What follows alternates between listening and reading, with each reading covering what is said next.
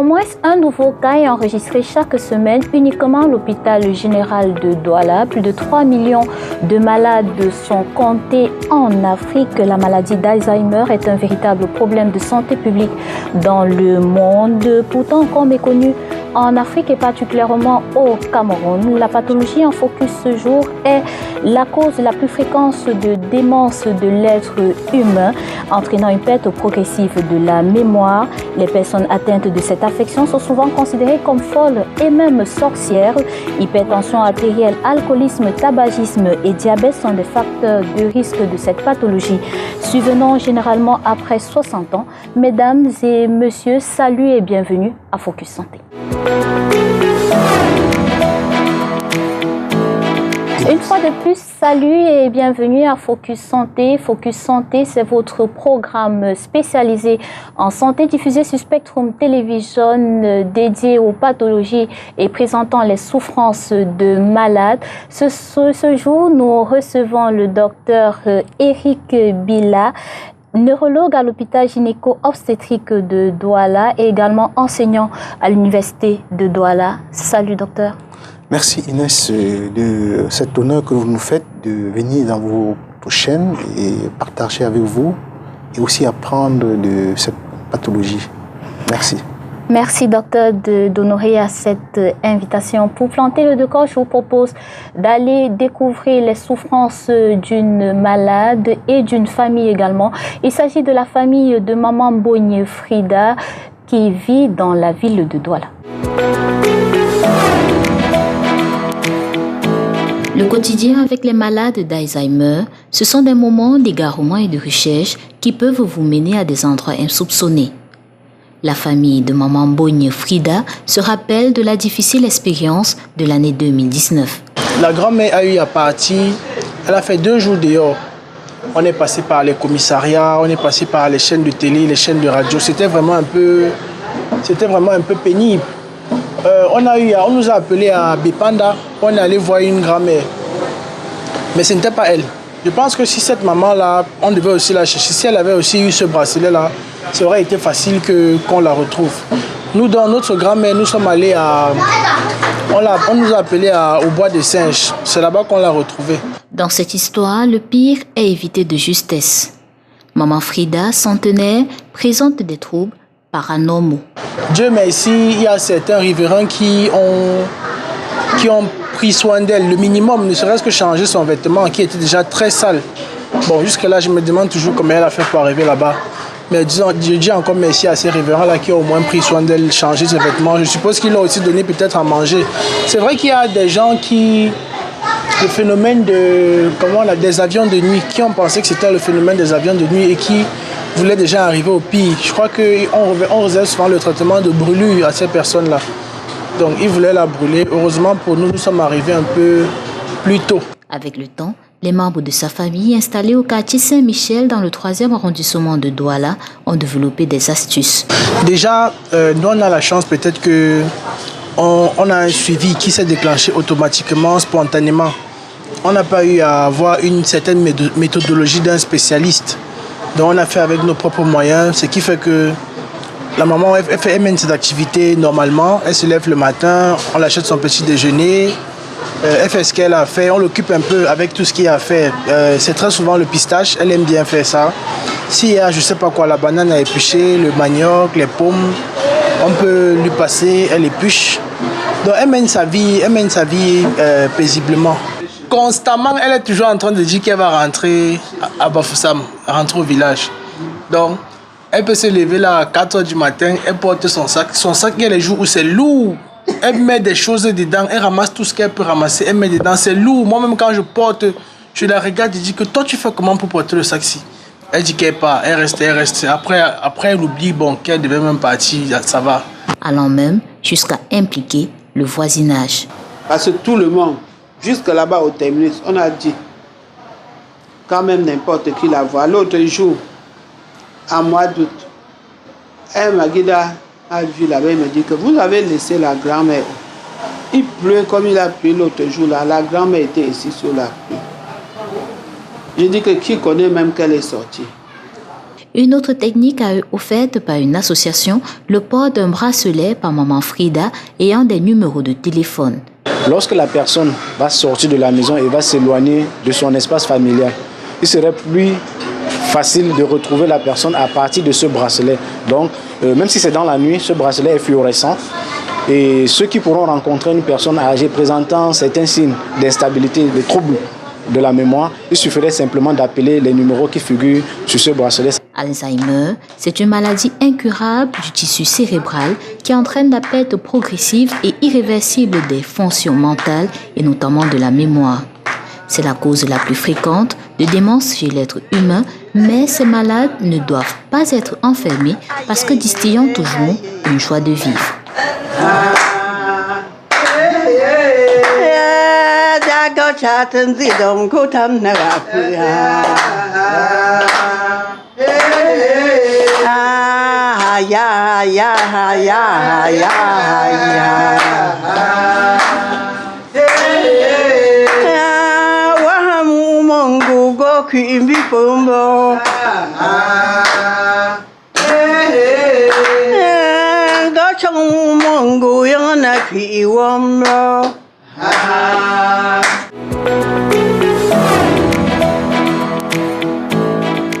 De retour sur ce plateau, je me tourne vers vous, docteur Eric Bila. En des termes simples, c'est quoi la maladie de l'Alzheimer? Inès, pour faire simple, la maladie d'Alzheimer, c'est une maladie neurologique, il faut bien, je pèse des mots, neurologiques, qui se caractérisent par une destruction progressive des cellules du cerveau. Donc il faut comprendre que lorsque nous naissons, nous avons des milliards de neurones. Donc c'est les cellules cérébrales, le cerveau est constitué des neurones. Donc c'est l'unité fonctionnelle. Donc nous disposons des milliards de neurones. Donc qui ont des fonctions bien précises, c'est-à-dire que transporter une information. C'est comme des courants, des câbles. Donc, en fonction de la localisation sur le crâne, parce qu'il faut aussi comprendre que le cerveau est spécialisé. Il y a des zones qui contrôlent la mémoire.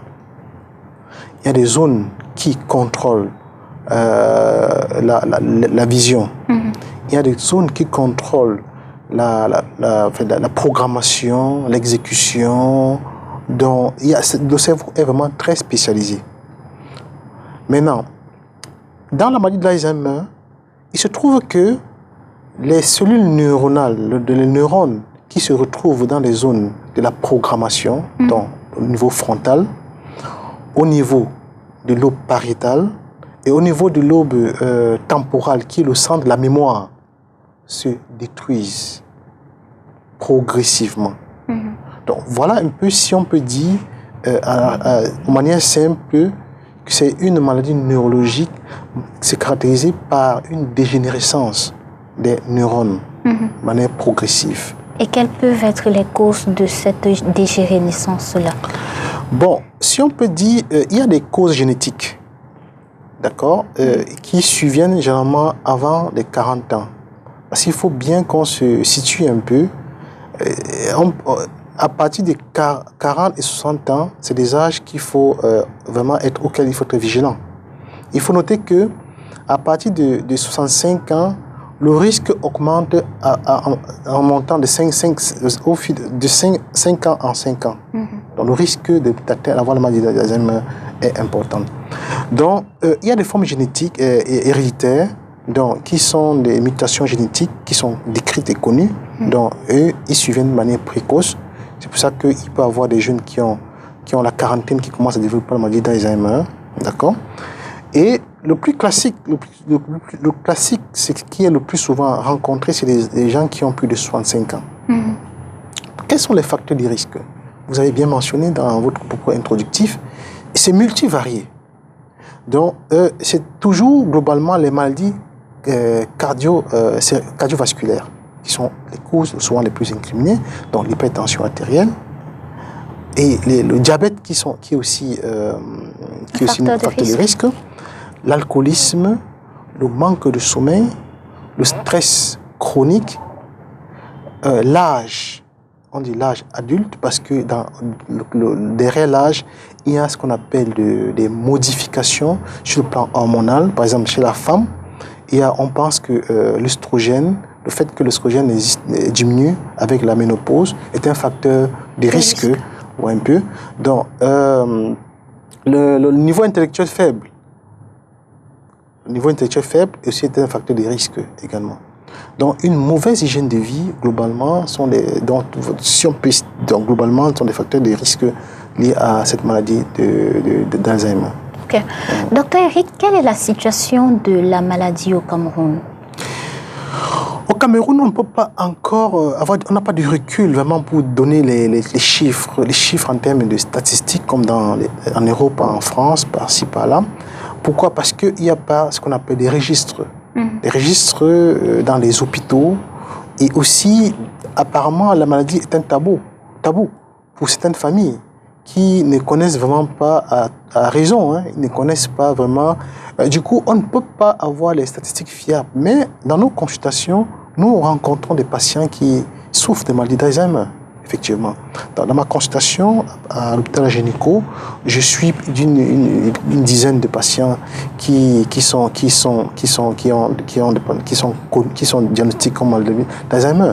Donc, du moins, on ne peut pas encore dire des données statistiques fiables, mais c'est des pathologies qui existent effectivement et qui doivent susciter l'intérêt de l'État, du système sanitaire, pour que la population vieillissante, et on sait que c'est après 65 ans que ces pathologies sont le plus souvent fréquentes, et donc notre population est tellement vieillissante, et ce sera un problème de santé publique d'ici quelques temps, ou bien qui jamais là, mais qui doit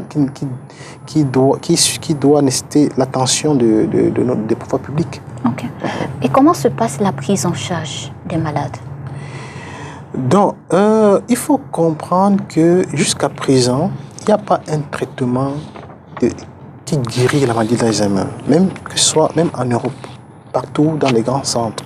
Mais il y a des essais thérapeutiques qui sont en cours, qui agissent sur le mécanisme qui serait à l'origine. Parce qu'il faut comprendre que la maladie d'Alzheimer la cause n'est pas toujours connue. Mais on a fait un constat qu'il y a ce qu'on appelle des plaques amyloïdes. Donc, ce sont des dépôts qui se trouvent dans des zones bien précises du cerveau. Aussi, les taux, la protéine tau, qui sont scientifiquement connus et qui se déposent sur ces zones bien précises.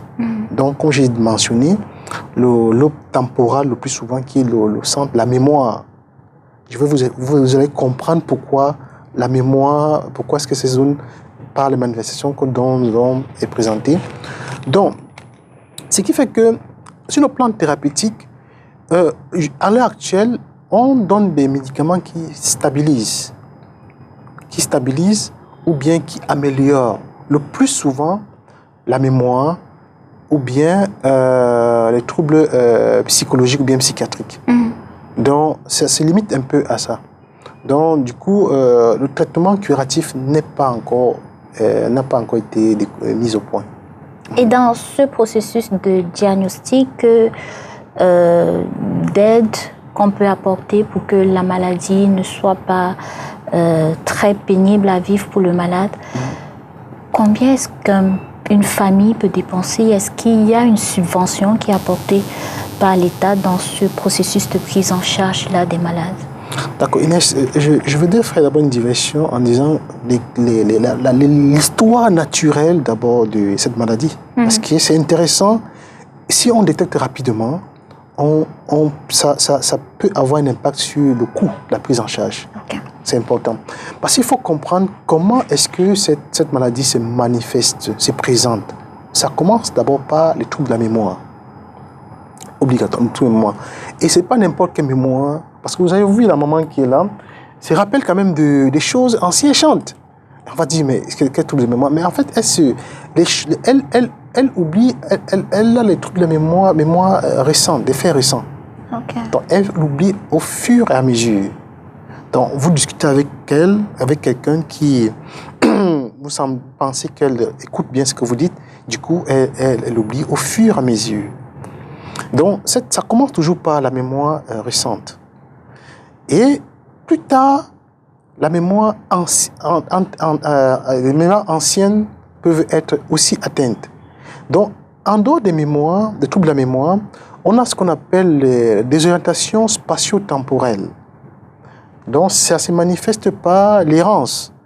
Donc, la patiente peut sortir de sa maison et se retrouver dans un espace où on ne connaît pas.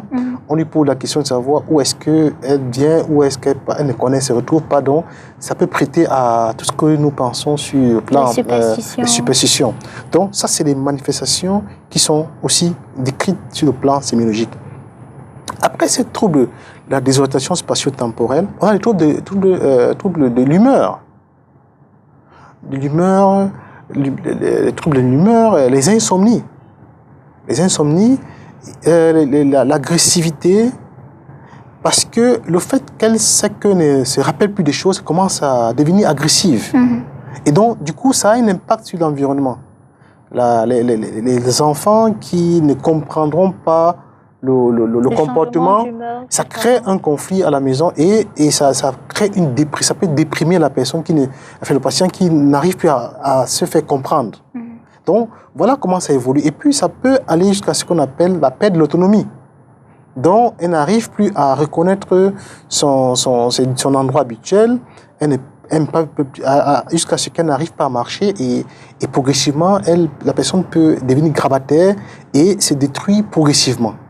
Donc voilà, ça dit qu'il y a une digression progressive. Et maintenant, dans la prise en charge, les coûts, c'est subventionné, ce n'est pas subventionné? Déjà, la prise en charge de maladie d'Alzheimer n'est pas subventionnée au Cameroun.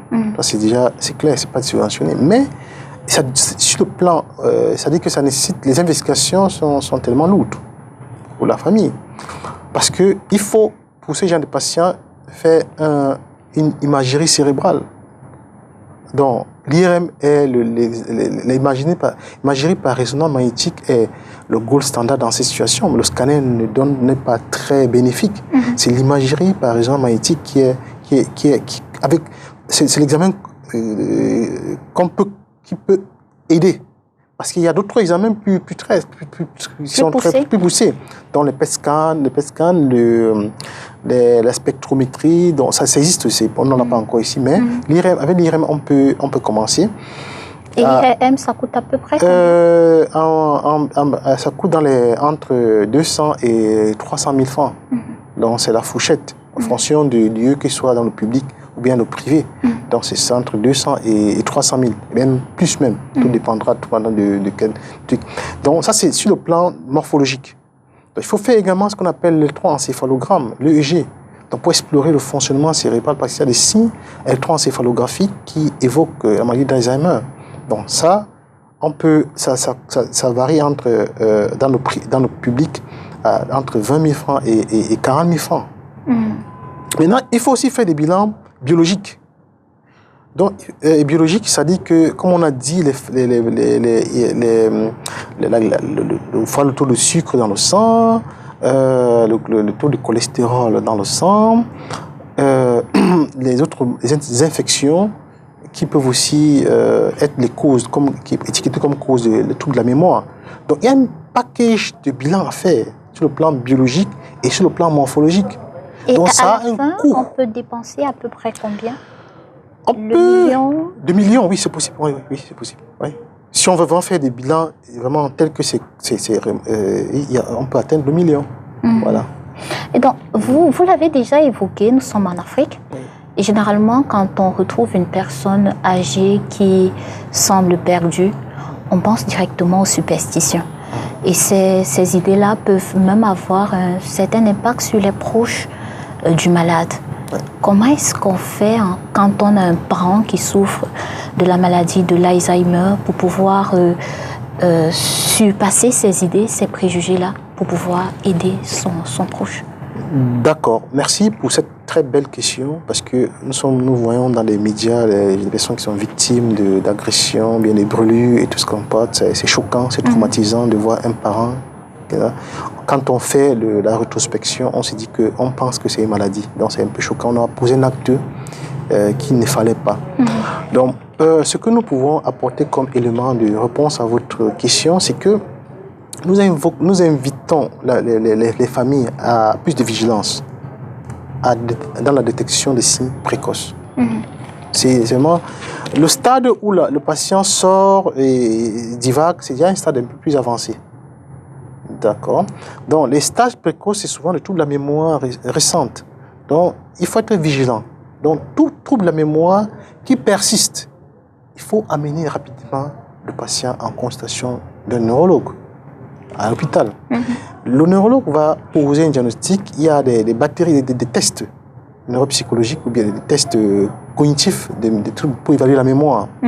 Donc c'est à partir de ces éléments qu'on peut, de manière précoce, poser un diagnostic de présomption et initier la prise en charge de manière précoce. Donc, ne pas attendre que les événements s'installent pour que ça devient difficile de la prendre en charge. Donc, il faut aussi comprendre que c'est une prise en charge multidisciplinaire. Donc, il faut, dans la prise en charge de quelqu'un qui souffre de maladie d'Alzheimer, le neurologue, le psychiatre, le gériatre. Donc, déjà sur le plan médical, donc c'est les trépieds. Et ensuite, donc, en fonction des besoins, on peut associer, si c'est par exemple un problème de langage, un orthophoniste, s'il y a un besoin de mesures d'ergonomie, on a trouvé un ergothérapeute. Donc, c'est du cas par cas. Donc, mais là, on invite plus à la détection des signes précoces. Qui est le plus souvent la mémoire récente, les méfaits récents. Un patient qui oublie régulièrement des informations récentes doit justifier une constatation en urgence. Okay. Vous avez cité un ensemble de spécialités en médecine, un gériatre, un neurologue. Est-ce que c'est possible d'avoir toutes ces spécialités-là? Et combien de malades arrivent à rencontrer tous ces spécialistes?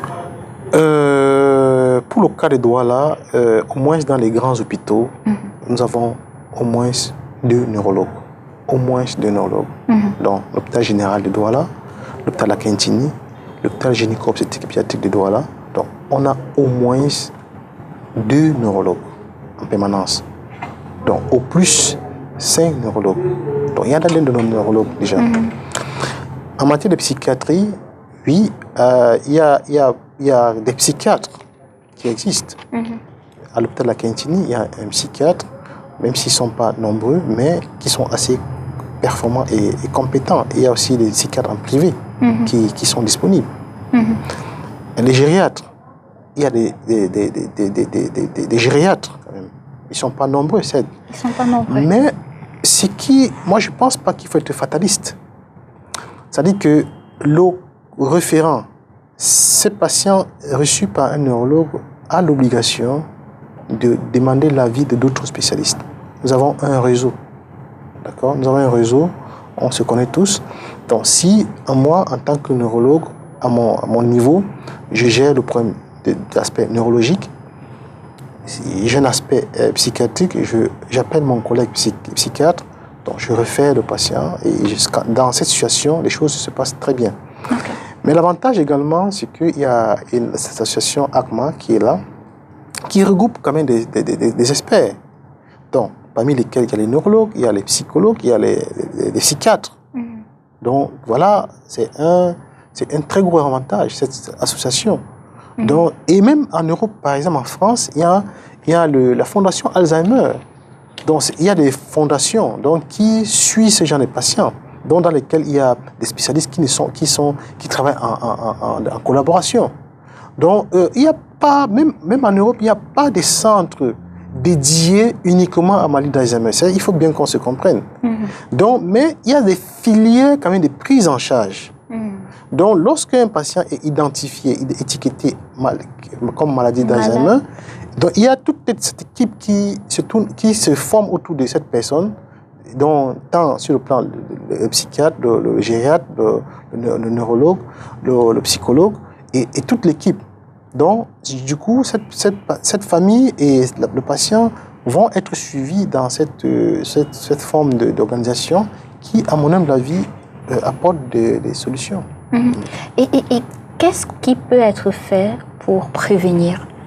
Est-ce qu'il y a des actions à mener pour prévenir la survenue de la maladie de l'Alzheimer? On peut dire qu'il n'y a rien à faire. Mais ce qu'on peut faire, on peut retarder. On peut retarder, ça suppose quoi? Déjà, une bonne hygiène de vie. C'est important. L'activité physique régulière. L'alimentation saine. La lecture, bon, on pense qu'il y a une corrélation entre... donc, ceux qui sont très cortiqués retardent un peu la maladie, comparativement à ceux qui sont moins cortiqués. Donc, du coup, c'est pas très sûr, mais c'est ce qu'on a constaté. Vous voyez un peu. Donc, ce sont ces facteurs. La prévention des maladies cérébrovasculaires, cérébrovasculaires. Moi, je suis neurologue, je parle de cérébrovasculaire. Donc, tout ce qui a un impact sur le plan cérébral. Donc, les maladies, parmi lesquelles les maladies cardiovasculaires, donc l'hypertension artérielle, le diabète, donc les troubles du cholestérol et tout, donc même les maladies rénales, autant pour maladies rénales, donc toute maladie chronique doit être contrôlée. Donc en fait, le cerveau c'est comme la poubelle des autres organes, donc tout va finir au niveau du cerveau. Donc, et la conséquence, ce sera peut-être une maladie de l'Alzheimer. Voilà. Merci beaucoup, docteur Éric Villa. Je rappelle que vous êtes médecin neurologue à l'hôpital gynéco-obstétrique de Douala et enseignant également à l'université de Douala. Ce qu'il faut retenir, c'est qu'il est important de se faire diagnostiquer de manière précoce. Un diagnostic précoce prévoit également un bon suivi médical. Merci aux uns et aux autres d'avoir été des nôtres. Nous nous disons à la prochaine.